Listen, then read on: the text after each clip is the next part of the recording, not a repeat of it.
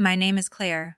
I'm 38 years old, and for most of my life, I believed that if you just worked hard enough and loved hard enough, that your family would eventually see you. I thought I understood the sting of being second, best, the quiet ache of being the afterthought, but I was wrong. I didn't know the true depth of their disregard until that night, a night that was supposed to be a celebration. It was my parents' 40th wedding anniversary.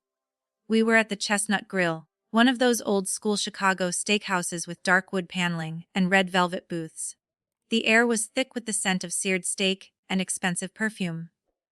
Laughter and the clinking of wine glasses echoed around our long table, but it all felt like a performance.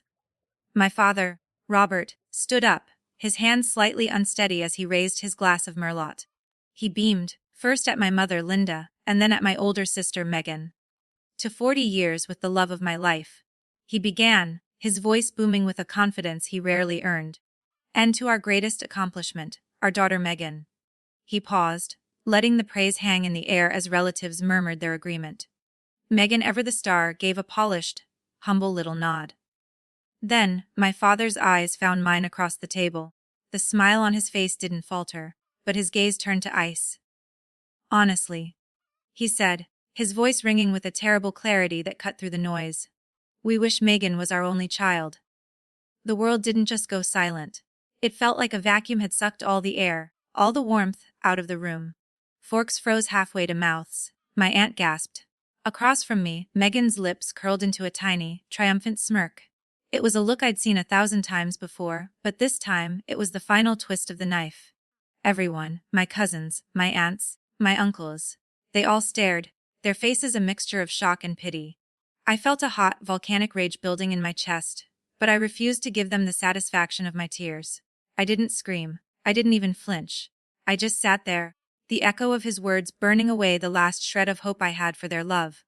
For years, I had been the silent partner, the financial lifeline for their failing boutique, the emotional punching bag they used whenever life didn't go their way.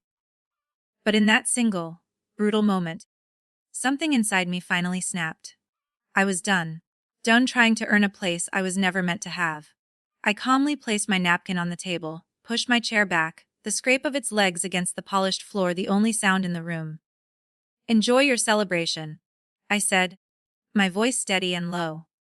I walked out of that restaurant, the click of my heels a drumbeat of newfound freedom, already plotting a future they could have never imagined. A week later, their wish came true. They would only have one child to count on, and their carefully constructed world of perfection began to shatter into a million pieces. Before you hear the rest of this, I want to ask you something. Have you ever felt invisible in your own family? If you have, take a moment to hit that like button and subscribe to the channel. Your support tells me that these stories matter, that we're not alone in our experiences. And be sure to hit that notification bell, because you won't want to miss how this ends. Growing up, my world was defined by the shadow my sister Megan cast. Our parents, Robert and Linda, were the architects of her pedestal. Megan was the brilliant one, the charismatic one. Her report cards, covered in straight A's, were framed on the living room wall. Her debate team trophies gleamed on the mantel. My achievements were acknowledged, sometimes. I remember winning the city-wide mathematics tournament in 10th grade. I was so proud I practically floated home.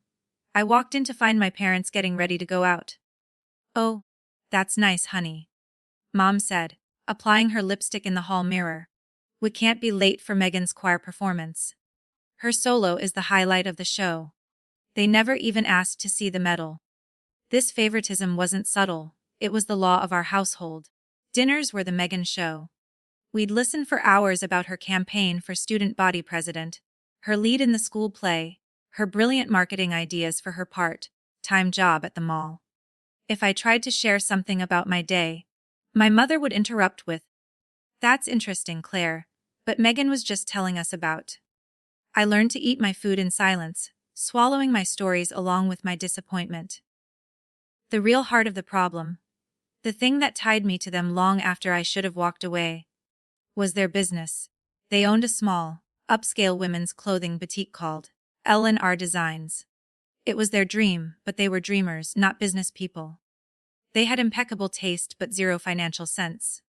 The store was a constant, simmering crisis of late vendor payments, overstocked inventory, and looming tax deadlines. And I was their solution. As a financial analyst for a major investment firm, I was the one who understood the numbers. So I bailed them out. Not once, not twice, but every single month. $750. Wired from my account to theirs on the first of the month, without fail. It was the money I should have been using for a down payment on a condo, for vacations I never took, for a life I was putting on hold for them. On top of the money, I was their unpaid consultant. I spent my nights and weekends untangling their chaotic books, creating budget spreadsheets they'd ignore, and renegotiating terms with suppliers who were ready to cut them off. And my thanks. A brief nod, a distracted, "Oh, good." Then they'd call Megan to gush about her latest brilliant, but completely impractical idea. "Megan thinks we should have a champagne reception every Friday. Isn't that fabulous?" My mother would chirp. They never considered who would pay for that champagne, or that what they really needed was a functional inventory system, which I had already designed for them, and they had yet to implement. I wasn't a fool. I knew they weren't leaning on me out of love. They leaned on me because I was competent, because I was their safety net. But some stubborn, foolish part of me held onto the hope that one day, the scales would tip. That one day they'd look at the sales reports, the balanced ledgers, the averted disasters, and finally say, "Thank you, Claire. We couldn't do this without you." That hope was a slow poison. I remember spending 2 solid weeks, sorting out a payroll tax issue that could have gotten them fined into oblivion. The day I called to tell them it was resolved, my mother's response was, "That's a relief. By the way, Megan's helping us pick out new paint colors for the store this weekend. She has such an eye for design." No thank you. No recognition. Just a pivot back to their golden child. My father just grunted in the background, already on the other line with Megan, discussing shades of beige. I stood in my office, holding the phone, feeling like a ghost. Megan, for her part, reveled in her role. She treated me with a kind of pitying condescension, as if my practicality was a charming but ultimately pathetic character flaw. At a family 4th of July barbecue when I was in my 20s, she put her arm around me and announced to a group of cousins, "Claire is our rock. She's the backup plan. Every family needs a backup plan, right?" My father laughed. My mother smiled and nodded. The memory still feels like a shard of glass in my gut. And still I kept trying. Month after month, check after check, spreadsheet after spreadsheet. I told myself it was my duty. I told myself it's just what families do. But looking back, I see it for what it was. I was a resource to be exploited.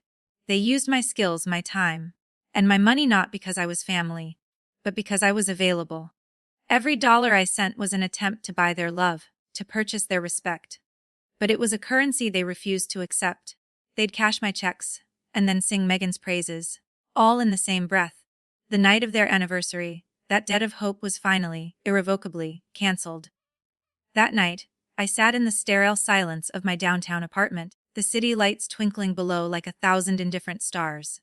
The sting of my father's words, "We wish Megan was our only child," was a raw, physical ache in my chest.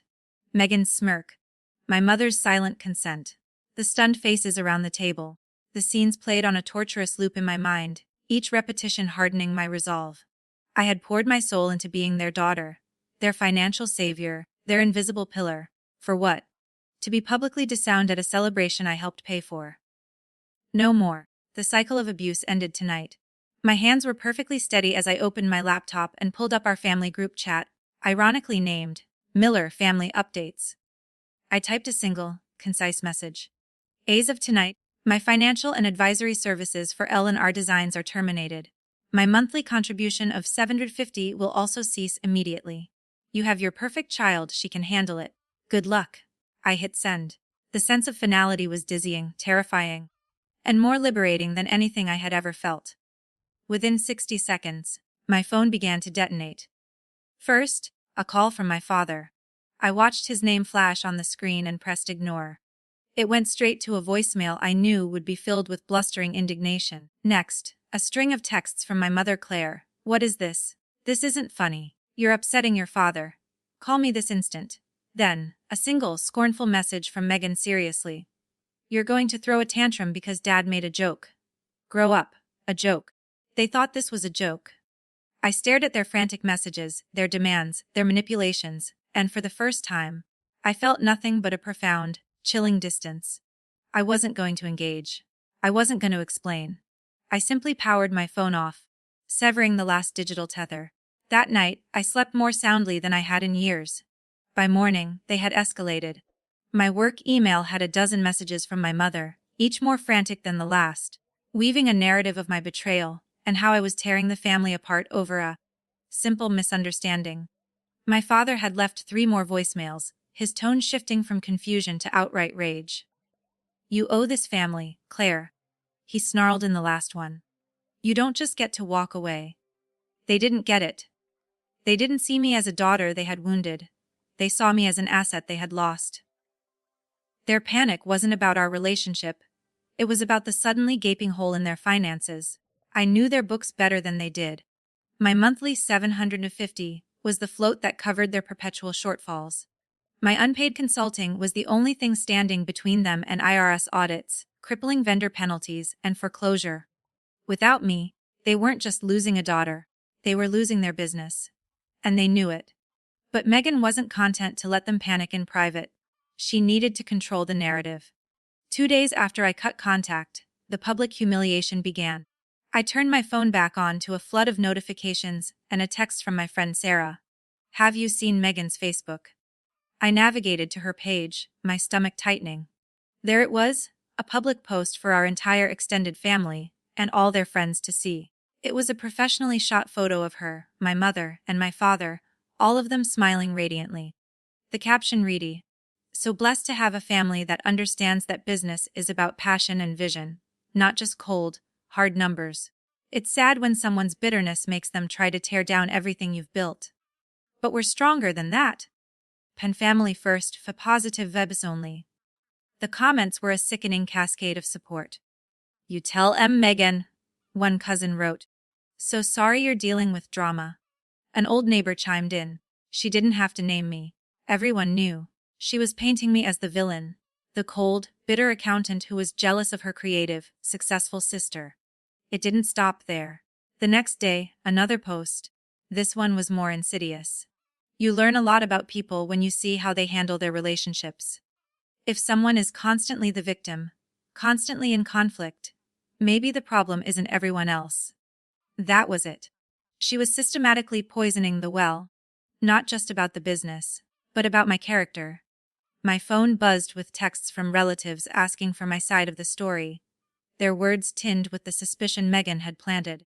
A few colleagues who were friends with her on social media gave me questioning looks at the office.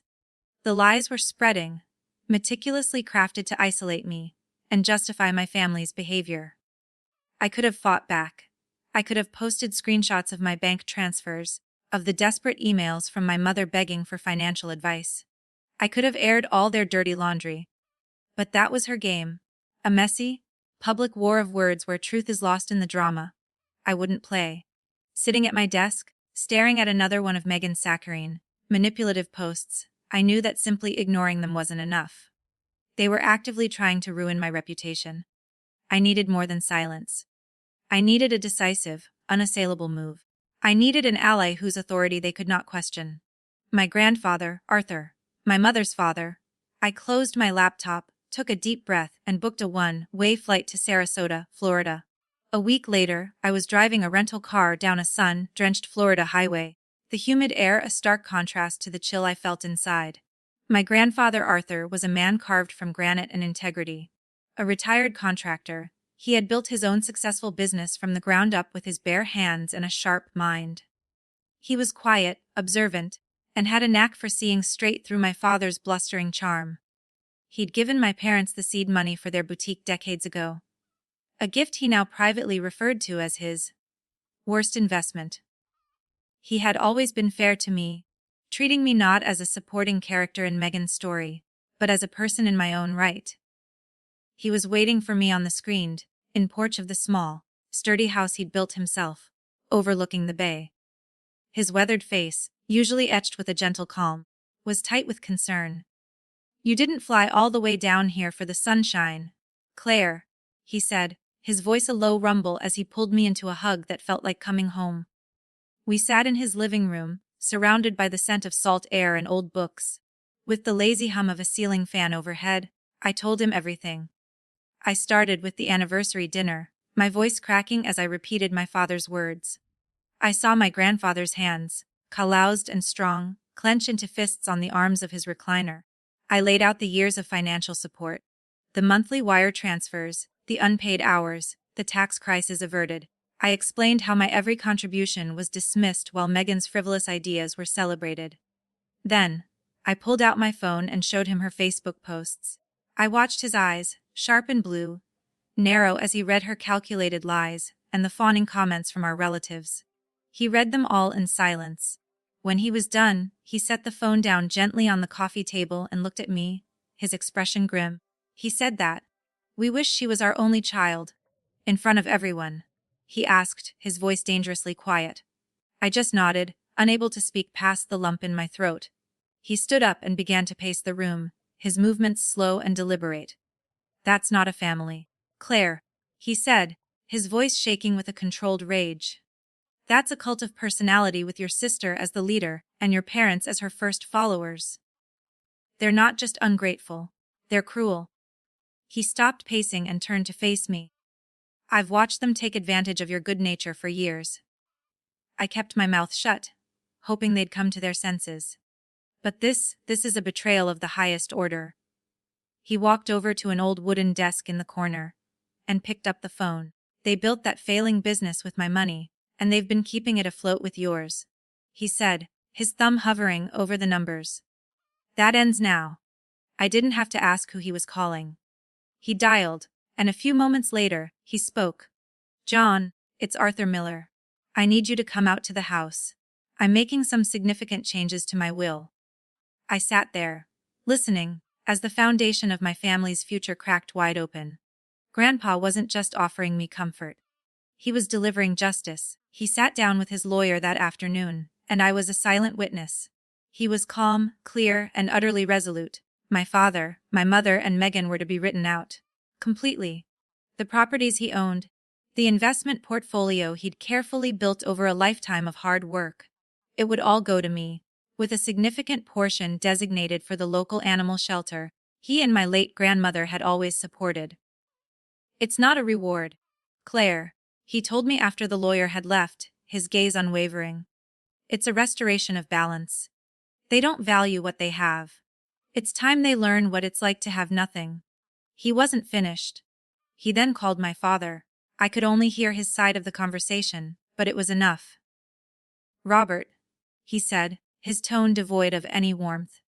"I just had a very enlightening conversation with your daughter. The one you seem to have forgotten you have." "No, don't interrupt me. I know what you said at that dinner.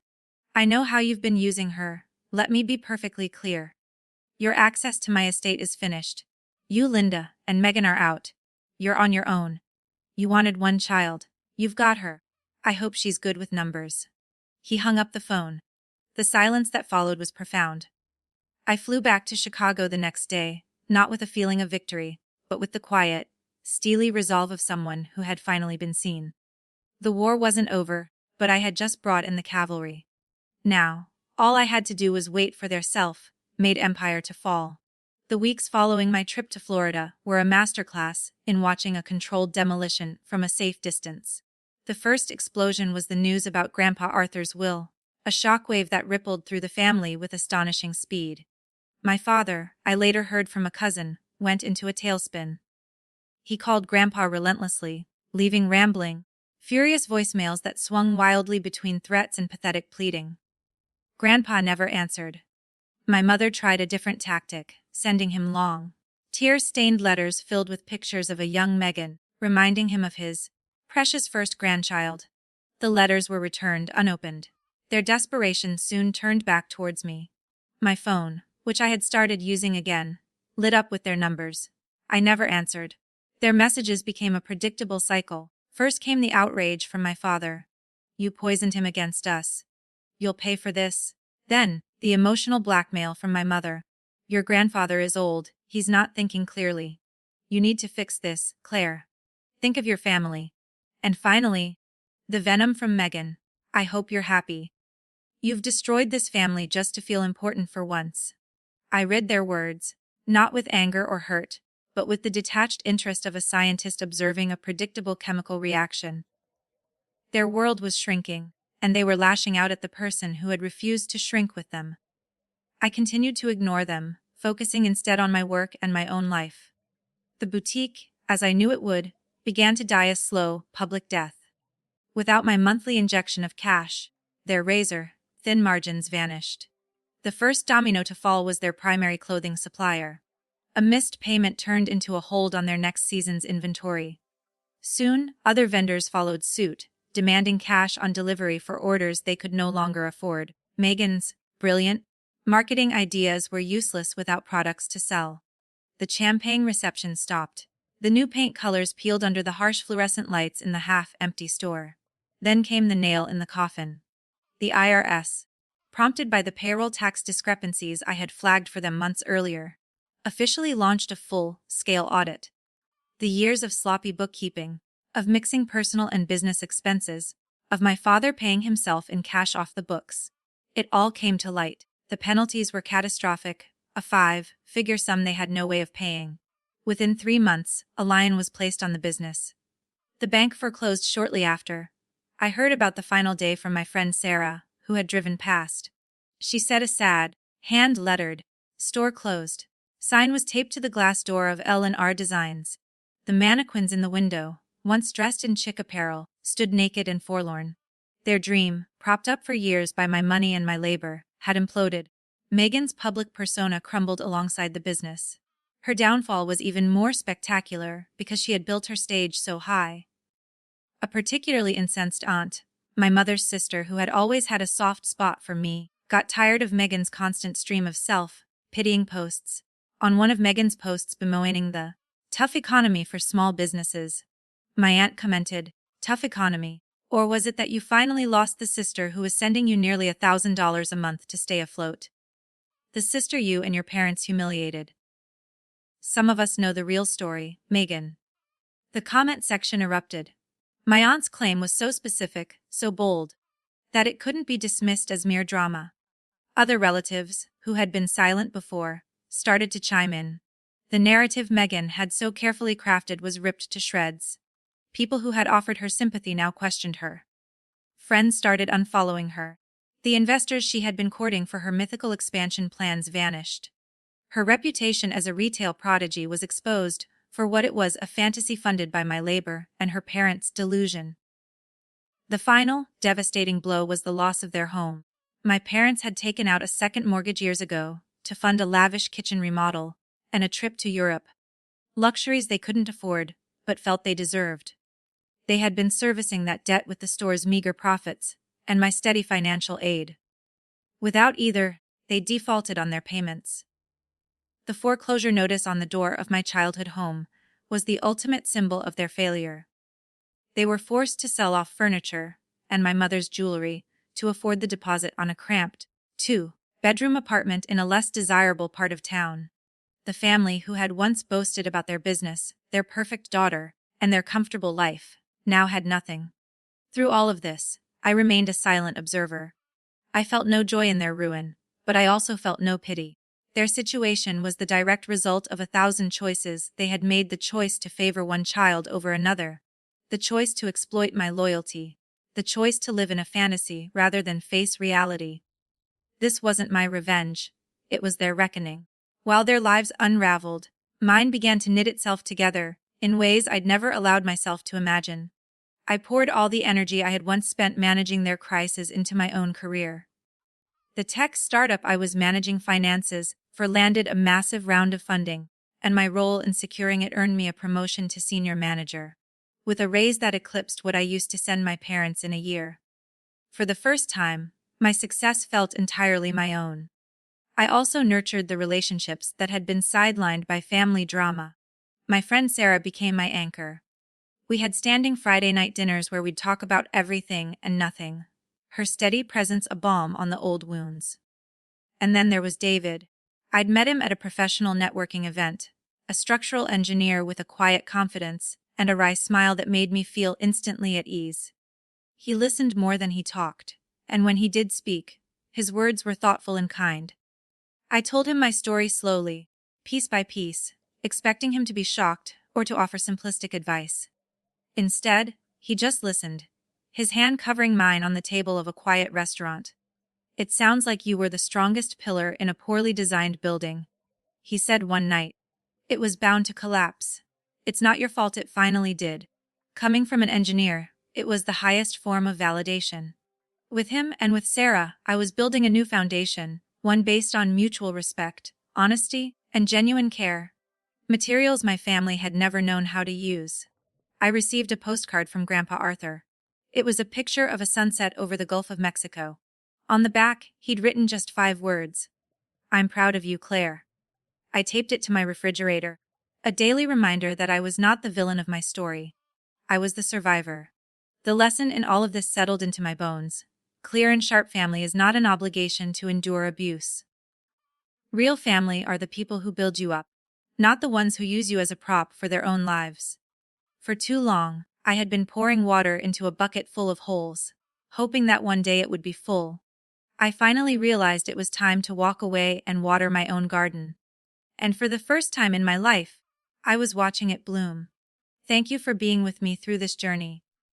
Every family has its complexities, and sometimes the hardest thing to do is to choose your own well-being. What would you have done in my situation? I'd be honored to read your thoughts in the comments below. If my story resonated with you, please give this video a like and subscribe to the channel for more true life narratives. Don't forget to hit that notification bell so you never miss an update. And please, feel free to share your own family stories in the comments. By sharing, we remind each other that we are never truly alone.